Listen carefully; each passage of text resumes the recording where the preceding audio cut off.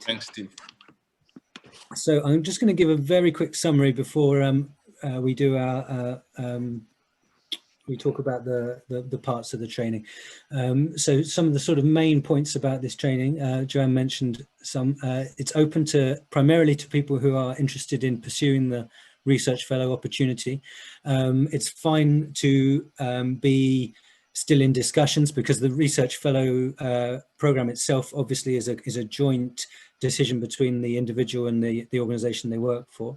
But if you're having those internal discussions and want to pursue it, then then certainly we would want you to be involved at this stage. And then there will also be potentially some spaces left, as Joanne mentioned, for people who just want to learn more about the issues. There is a short application that will just as a CV and a explanation of your role in the water sector and in relation to accountability, and what research issue you think you would be interested to cover, to research. And practicalities, it will last for 9 weeks. It will be remote, 2 hours of online teaching per week, and 1 to 2 hours of offline self-directed learning with materials that will be provided. But it starts very soon, early December, and we want to get applications in and sort of select our participants. So get in touch. You've got my email in the chat box, and there's also, you can check on the website as well. That's the key, the details of how it will run. And I'm going to just invite each of us in turn to describe the elements of the training. So I'm going to hand over to Rosie first, and then I'll speak in, and then I will round us off. Rosie, can I hand over to you? Sure. Hello, everybody. Good morning or good afternoon. I'm Rosie McGill, speaking to you from the UK, from the Institute of Development Studies at the University of Sussex. So with my colleague, Pater Scott-Villiers, I'm going to be responsible for delivering the first module of this training for the Professional Research Fellows. The idea of this part is really to lay the foundations for the research fellowships, and to really establish the link between the research part and organised action on real accountability issues in each country and regionally. So we'll be beginning with some theoretical underpinnings. And we're going to be doing that by offering 3 sessions of the pre-fellowship training, and working together with the participants in those sessions to really develop together our mutual understanding of what accountability is and how we need to understand and use the concept for this programme. So the 3 sessions are about, firstly, concepts of accountability, secondly, approaches for accountability, what we know about what works, and thirdly, methods for accountability claiming. And I'll just say a wee bit more about each of those. In the first session of the module on concepts for accountability, we'll be generating some definitions of some of the key terms and concepts, and unpack a little how accountability is understood by different actors who are involved in different positions in public resource management and service provision. And we'll be speaking more broadly there than just about the water sector. We'll be trying to explore how some of these differences might create obstructions and opportunities within the accountability ecosystem for getting accountability to people's rights around services, whether it's water or other things. In the second session of the module, where we're looking at approaches for accountability, we're going to look at what we know so far about what works in terms of approaches to accountability claiming. So we'll be looking back over 15 to 20 years of accountability claiming practice and scholarship, and picking out the framings, the viewpoints, the tools for developing approaches to accountability, which really seem to bring together the latest knowledge on what works in given systems and in given contexts. And here we'll be trying to unpack and perhaps explode a bit some of the common assumptions and myths which have proven not to be so true, as well as sharing some of the visions of key accountability scholars and thinkers and practitioners on what does seem to work best. Bearing in mind, of course, always that the context in which we're doing this is crucial to what kind of approach will work. Then in the final one of the 3 sessions, where we'll be focusing on methods, we're going to consider a range of different tools and techniques that have been used in accountability claiming. We'll explore a bit why they do and don't work and what they work for within the given contexts. And we'll try to really work with the research fellows to develop their capacity to select tools that really fit the accountability problem that they're working with and that really makes sense in the accountability system in which they play a part. So essentially, in a nutshell, that's what we'll be covering in those first 3 sessions about understanding accountability. Thank you.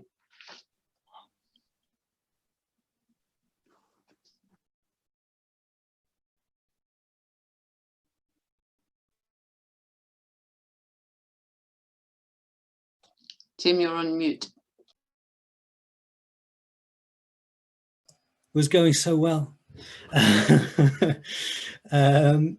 So yes, thank you very much, Rosie. So the middle part of the program will be looking at accountability in the water sector. So taking from that overview of the concepts and approaches for accountability generally, and applying them within our sector.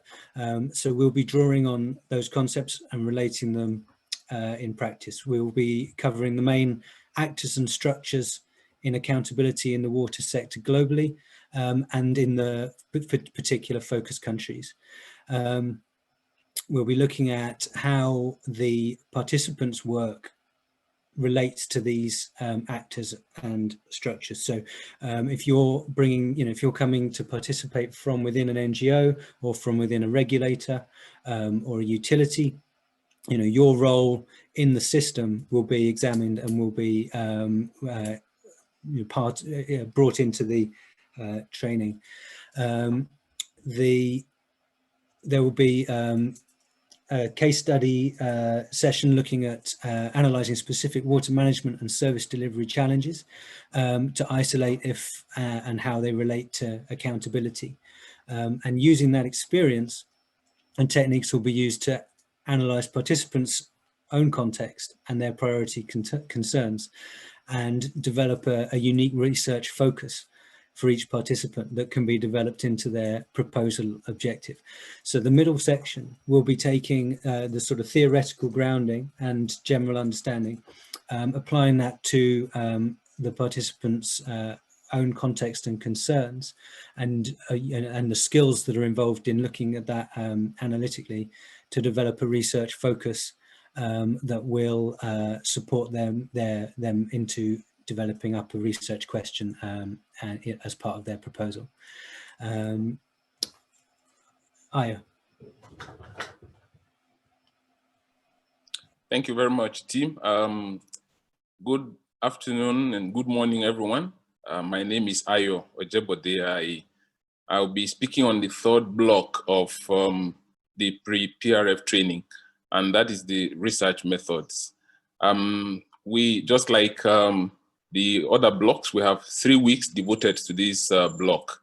And in the first week, we will be talking about policy engaged research and the different elements of the research design.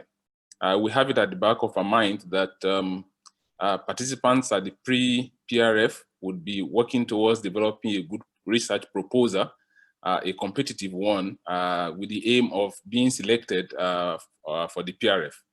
But you know that the problem most of the time is not that there are not good research pieces out there, but that these research are strange in their language and design to the understanding and the concerns of the policy makers and the policy actors, the people who can really make things happen with regards to the issue that we're dealing with. And so we would spend some time in the first week talking about how to design research that can easily be taken up by users. And we'll look at this in the context of accountability in the water sector. Within the same week, we would spend time looking at the different elements of the research design. We'll continue from the issue of the research question and focus that must have been dealt with in the second block. And we will together evaluate what it takes to craft a good research question. And we'll look at elements of this again in the context of accountability for water. And within the same week, the third part of that week, we focus on the 2 main approaches to research, which is the descriptive approach and the causal approach to research. and we'll look at the specific uses and the guidelines for each of these approach and how they can be used to address problems that arise in the politics and the economy of water and accountability in the context of water.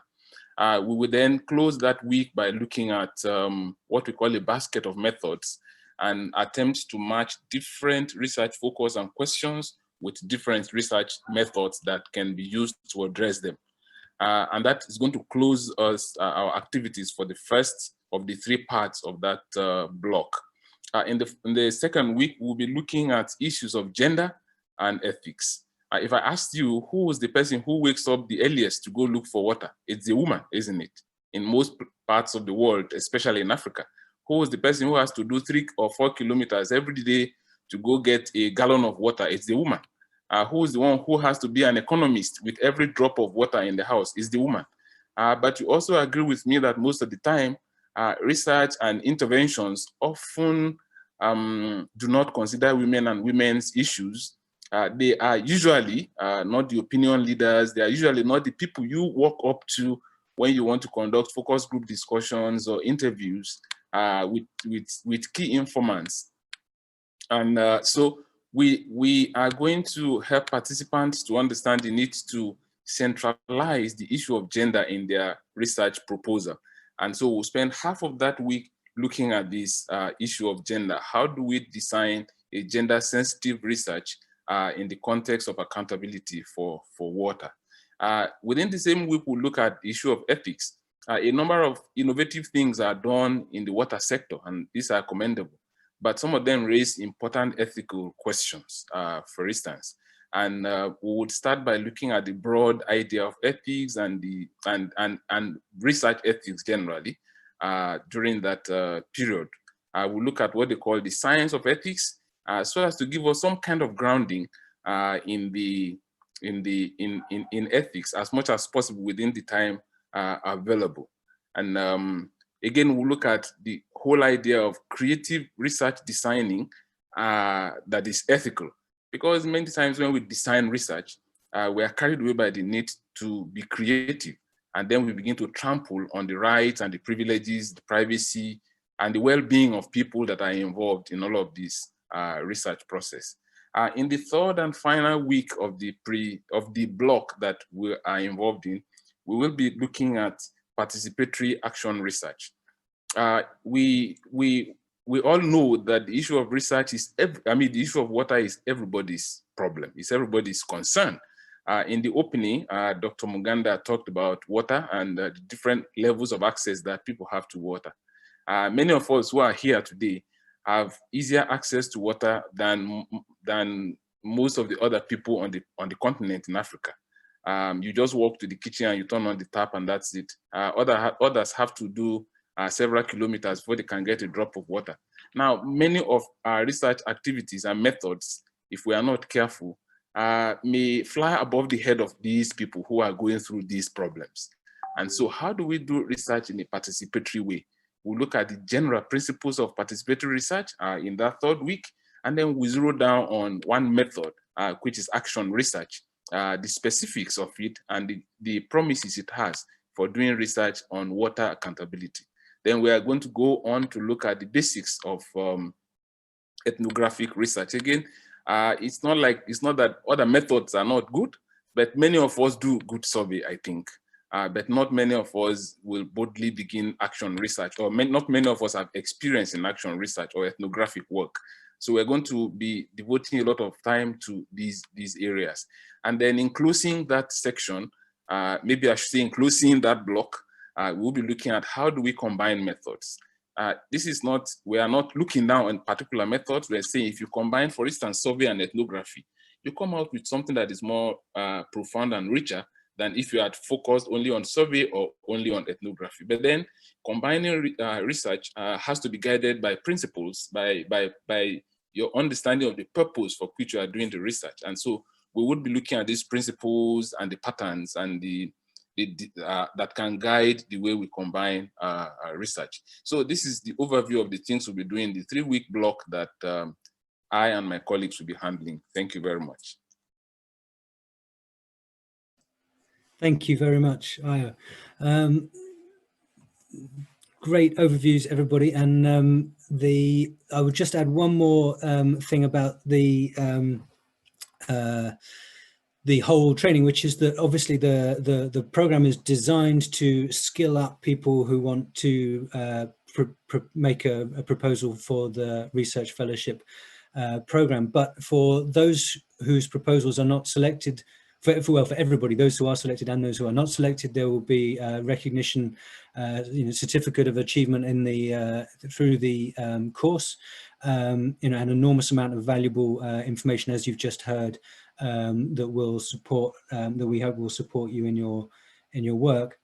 And there is also, as Nick mentioned, this program is designed to be hopefully to expand all of our horizons when it comes to accountability work.